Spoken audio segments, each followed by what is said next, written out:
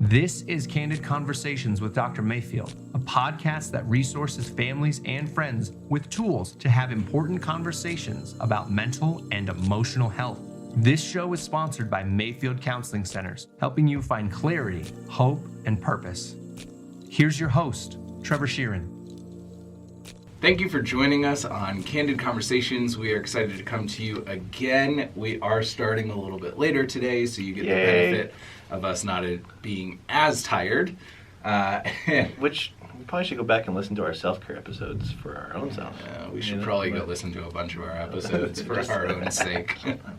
And we hope that you're doing the same and sharing episodes that are meaningful to you and have been helpful. It's been really encouraging for Dr. Mayfield and I to be able to hear stories from you about how this show has been impacting you, and we would love to hear more. So feel free to reach out to us.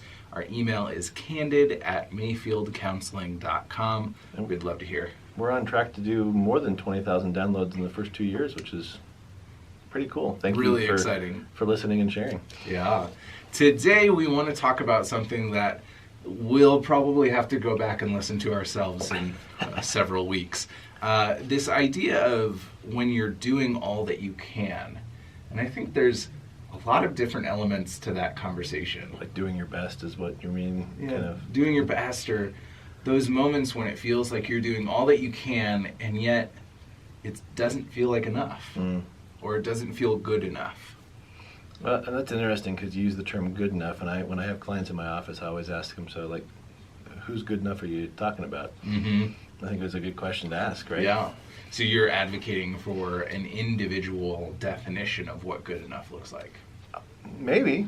I mean, that's part of the reason we're having this conversation, right? Because I think, when I'm in a family setting, working with a client, and dad says, my son's not performing good enough, I look at the son and go, do you know what that means?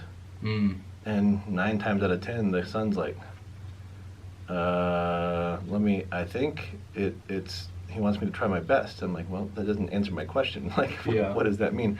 So I think it goes back to, like we've talked about, like psychological expectations in a family setting, but also just expectations in general. Like, for example, I love baseball. I was a pretty good baseball player in high school, and my good enough, like my best, was pretty darn good. That was for high school. My best, if I wanted to play college, wouldn't have cut it. Right? Does that mean that I wasn't trying my best, that wasn't good enough, that I wasn't?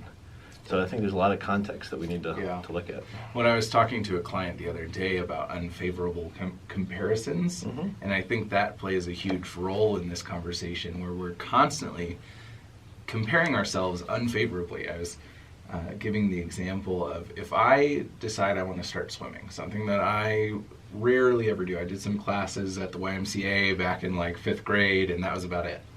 If I was to start swimming and have trouble with the breathing techniques of like, when do I raise my arm and breathe and all of those things, it would be a very unfavorable comparison to say, like, Michael Phelps does this really well. Why am I not better? Right, why can't I do it? Yeah. And I think that while that's a pretty exaggerated example, it's not that far off from what we normally do. Is it really exaggerated? I mean, you think about another example, if we're going to go down the, is like training for a marathon or a triathlon, right? Most people, there are some people that are, really competitive and really good that go in to try to beat other people, but most people don't join a marathon or a triathlon to beat somebody. Yeah. They're doing it to beat themselves. Right. Or to meet a time that they want to get. Meet my time, beat my time, and so how do you rate or measure good enough or best in something like that? Is a 10-minute mile good enough? Right. Well, for me, yeah. For somebody like one of our staff members who qualified for the Boston Marathon, no. Right? I mean, so, unfavorable comparison, but I also think it's understanding how we see the world. And so I think it's unique to each individual, but this is where I really harp on, is that the right word, harp? Focus in on, spend time on, whatever, with individuals and families going, what is your family culture?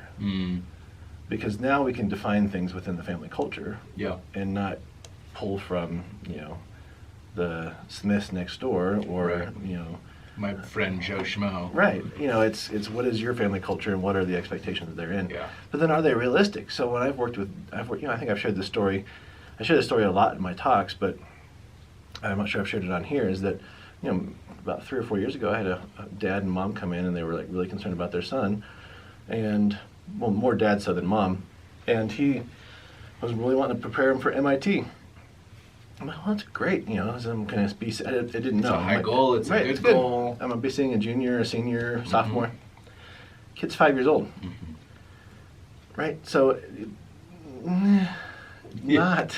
not something that how do we do things that are age appropriate? How do we do things? So I don't know. There's a lot that we can go. So we've got unfavorable comparisons. We've also got unrealistic expectations.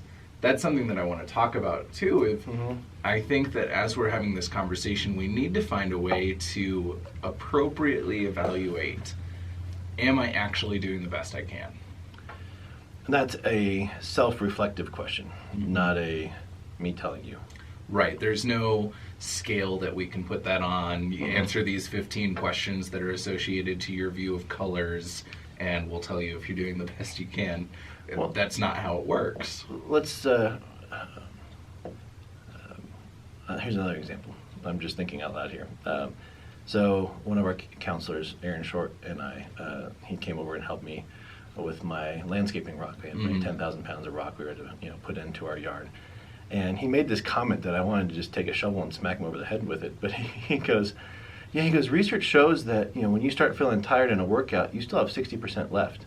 And he goes, so you've only given 40%, and if you want to give up, he goes, just realize you have 60% left. And I'm, shoveling rock, going, shut up. Right. But I went back and researched that, and of course he's right. He's done his research and that kind of stuff. So for me to say I've tried my best and I'm giving up the first moment I get tired in a workout. Yeah. Well, science proves otherwise. Yeah. So I think the question is how do we determine what our best is? Yeah. And I get that a lot with my teenage clients. Well, I tried my best. Well, when did you start studying for the math test? Oh, this morning. Okay.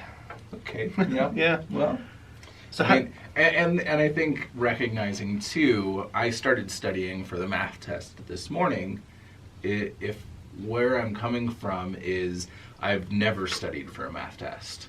Or this math test, or any math whatsoever. And so by starting this morning, I was actually progressing in my efforts towards this math test. Okay. It may not have been the goal that I want to set for myself, but I am growing, and there's this idea of micro goals that can be really important in laying the groundwork for getting there, and that is the process of getting there. So are you giving this individual an excuse, though, because they've been in school for the last, they're a sophomore in high school, and they should know better because of other subjects, not just math? I think that's a great question. Or do you take, and the question is or do you take, those micro goals, those small things, going, okay, good job.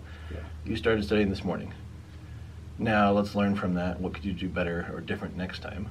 I think is a valid question as well. But if you take it into the grand scheme of things and not just math, that one subject, but you take it into the grand scheme of things of school in general, and we know that good study habits begin, at least 2 to 3 days before a test or whatever. I don't know. Yeah, I had a supervisor who was speaking to a member of my cohort once saying, you are on track, and if things don't change by next week, you will no longer be on track. And talking about how there is this progression of growth that we go on, but it has to stay a progression of growth. We don't get to just stop, ever. Like that, I wish that was an option in life, that we could just press pause on everything, take a nice long nap, and call it good. But most of the time, we have to continue to push and grow.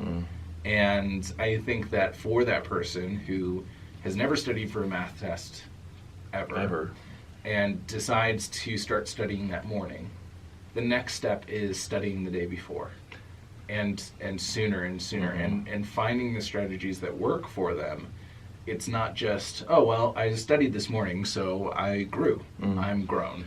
Well, I wonder too if realistically, if somebody has said, I'm excited, I studied this morning, that was really genuinely in that moment their best, then they didn't know any different. Mm-hmm. But if somebody comes in and speaks into, hey, good job, and let's think about the bigger picture, does that belittle the best, or does it just help grow? And I think it helps grow. Helps grow. I right? agree. Depending on how it's Well, given. how it's too. given, sure. And I think sometimes, like the child whose dad wants him to go to MIT, I think that is a squelching way to go about that, rather than an encouraging of like, where are you now? What's the next step? Our goal is here. Here's how that next step works towards that goal. Right, and I think, I think that's something that we need to learn for ourselves, but also for how we engage our kids. Yeah. I was just thinking as you were talking about kind of the growth. We never stop. I think a tangible example would be Mayfield Counseling Centers. Mm-hmm. Right, we started out for a little over 4 years ago, and if we just said, you know what, I hope people call us. I really do. We want to help people, and we've got 5 counselors here. We just want people to call. That's how business works, right? Right. No, I can't tell you. If we were to sit down and count how many community meetings and luncheons and emails and phone calls and free talks and all that kind of stuff we've had over the last 4 years, it would be probably in the thousands of hours, right? Mm-hmm. And we're at a place right now where our inquiry coordinator, Adam Smith, so you can give him a call, a little shameless plug if you need any help, right? 719-452-4803.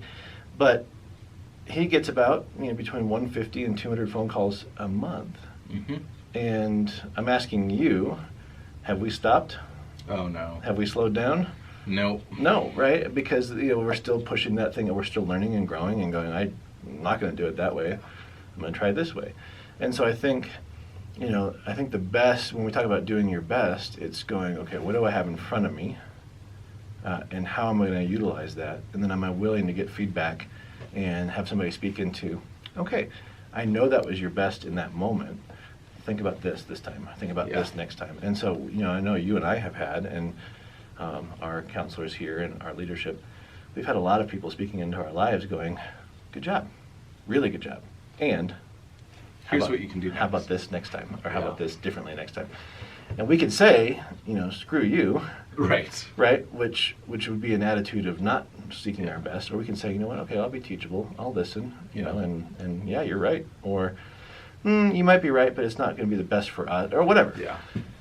As I was thinking about this episode, too, I was thinking about, the image of my mom at times when I was a kid, where she was... Lovely, lovely, poor mom. My lovely, lovely, poor treasures.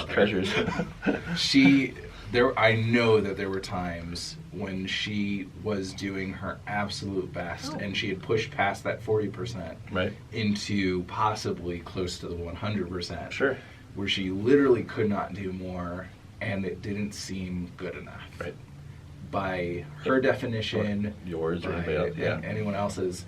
And I want to see if we can find a way to offer encouragement for the individuals who feel like that's all good and stuff, that I've been growing and pushing for the next step, but I'm so discouraged because it doesn't feel like anything's happening or I have anything left to give. Well, you've shared your story on here, and you've shared, there's our Who Can Relate videos and all that kind of stuff, and people, so your mom, I think, you're a testament to your mom's faithfulness. Mm-hmm. All your siblings are, and how much she's worked and stayed consistent. But I can imagine in those moments of, I've done everything I can and nothing's changing. It doesn't feel good enough. Even though anybody from the outside perspective would go, dang, Julie, you're look at all you're the killing things you're it, doing. and you're doing a fantastic job. Yeah. So I think it's perspective is one big piece, yeah. right? And so who do we have speaking into our lives in that moment? I know your dad has said this too. They had a lot of people speaking in truth into their lives and that kind of stuff. So I think that's a big deal. So having people around you that can offer another perspective. Right, who's speaking that truth. But I think also too, coming back to whose standards are we comparing ourselves to, right? Because I won't speak for your mom, but I know in times in my life where I'm like, I have tried my best, and I'm looking around me going, that sucked, right? Who am I comparing myself to? Well, we talked about that earlier on, but could it be I'm comparing myself to somebody that is 2 inches taller than me, or faster than me, or smarter than me, and those things aren't bad that they are that, but how do I become comfortable and okay with me? Yeah. And I think in those moments, we talk about this quite a bit with the whole tension piece, right? How do we sit with that tension? Okay, I just gave my best, and it doesn't feel good enough. Right. But there's nothing more I can do. So I could get really upset, create some depression, anxiety, fear, Be down on myself, shame, whatever. Berate myself. Or I can say, you know what? Okay, good job, Mark. You did your best, and it doesn't feel like it, and that sucks. Like, sit with that for a little bit. Maybe even grieve it a little bit, and go, okay, if that's my best, I'm proud of it, and I'm okay with it.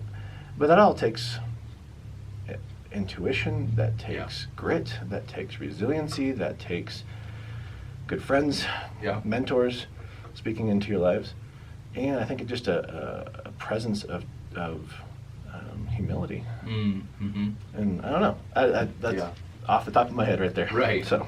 Yeah, and I think especially looking at, what is our definition of good enough? Sure. And recognizing any fallacies of unfavorable comparisons or unfair expectations. If I'm currently in grad school and working full time and running another podcast and trying to maintain a healthy marriage and Wait, you're doing all that? if I'm doing all that, it would be so unreasonable for me to start a business or to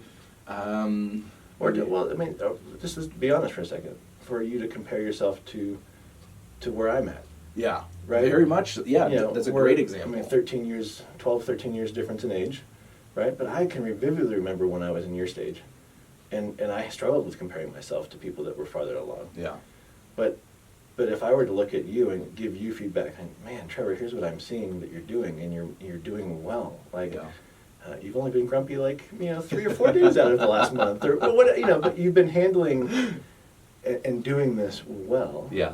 Now that's me giving you feedback, going, dang, dude. It's a different perspective. Right.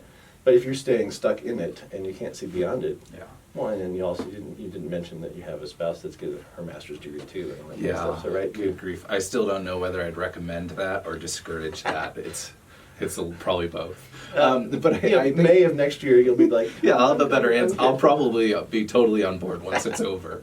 I think that's a really good point, because what I've noticed in myself, and I think is true of a lot of people that I've talked to, is the growth trajectory that I'm on, I can't force. No. There's ways for me to stay consistent in how I'm growing and make sure that I don't stop growing, but I can't jump levels, and I can't move forward faster than I am.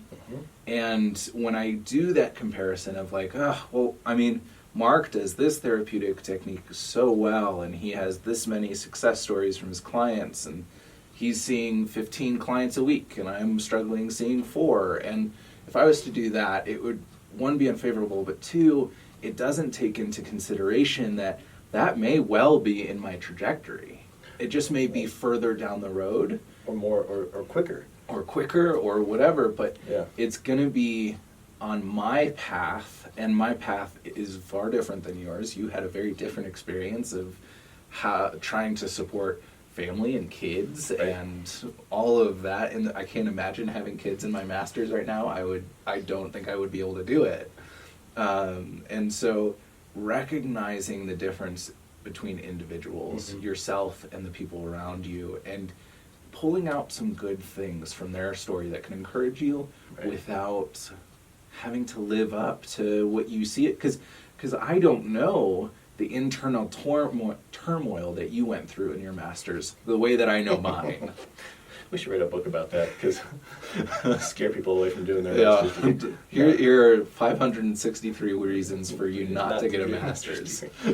But I think you're very right in that, and so it's how do you receive truth in those moments? Because, reflecting back, when I was your age, you're leaps and bounds farther along, intellectually, I think knowing who you are spiritually, all those kinds of things than I was at that time. So what does that mean for your trajectory?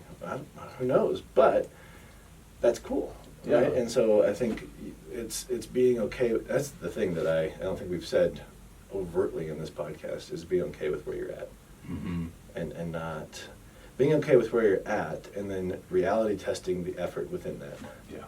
And I think if you can say, okay, I'm okay with where I'm at, and with all the things I've got going, so with all the things that you've got going right now, I'm sure there's things in your life right now that you're like, I feel like I'm dropping the ball. Oh, absolutely. Right? But when you take stock on everything that you've got going on, can you sit back and go, okay, I'm doing the best with what I've got right now? And if you can say that, then I think you're fine. Yeah. And I think that's for our listeners too. It's not the comparison game, it's not the expectations game, but it's going, okay, with what I've got right now, maybe you're a mom of 4 kids under the age of 5 right now listening, going, I feel like nothing is happening. I can't get the laundry done, I can't do any of this kind of stuff. Well, you know what? Are your kids alive? Right. Are they thriving? Then you're doing the best you can right now, right? Are you and your husband connecting on all that? Then. So I think it's that taking stock of everything that's going on and going, yeah, I'm doing a pretty darn good job. Yeah. Laundry may not be done, but at least there is laundry, and at least the house still exists. Right. And my kids know that I love them, and but I think that somebody needed to hear that today. That's your best. Yeah. And our second shameless plug of the episode, 2 shameless plugs actually. So next week we're going to talk a little bit about self-compassion and self-soothing, because I think that's a really important, essential aspect of being able to accept where you are, and to be okay with your good enough. And so we'll be talking about that next week. And also, sometimes we do need that other perspective of somebody to say, hey, look at all the things that you're doing and how well you're doing in all of them when you look at the big picture. And you may not feel like you have anybody in your life that can fill that role for you. So we would encourage you to take our phrase of a hired friend and call Adam Smith and meet with a counselor. It doesn't have to be this long, dedicated process where you're in counseling for years and years. It could be 6 sessions. 6 sessions. It could be 4 sessions. It could, the average American goes to 1 session, which we don't recommend, but it's better than nothing. Right. And I think that just having somebody who can hear you say, this is how I feel, and for them to say, it makes a lot of sense that you would feel that way, right? Because of all of these things that you told me, can do so much for our hearts and our spirits. Yeah. And then also, I think just save the date, November 2nd, 2019, at New Life Church here in Colorado Springs. We will be hosting the 3rd annual Springs Mental Health Summit. This year, it's helping our community become mentally and emotionally well, our families become mentally and emotionally well. And so if you're in wherever you are, if you want to come join us, Colorado in November is a lot of fun. It's beautiful, might have some snow, but it's just gorgeous. You can go to springssummit.org. And if you use the code Mayfield, Mayfield, you can get 25% off your registration, and we would love to see you. We'll catch you next week. Thank you for joining Candid Conversations. If you would like more information, you can email candid@mayfieldcounseling.com or call 719-452-4803.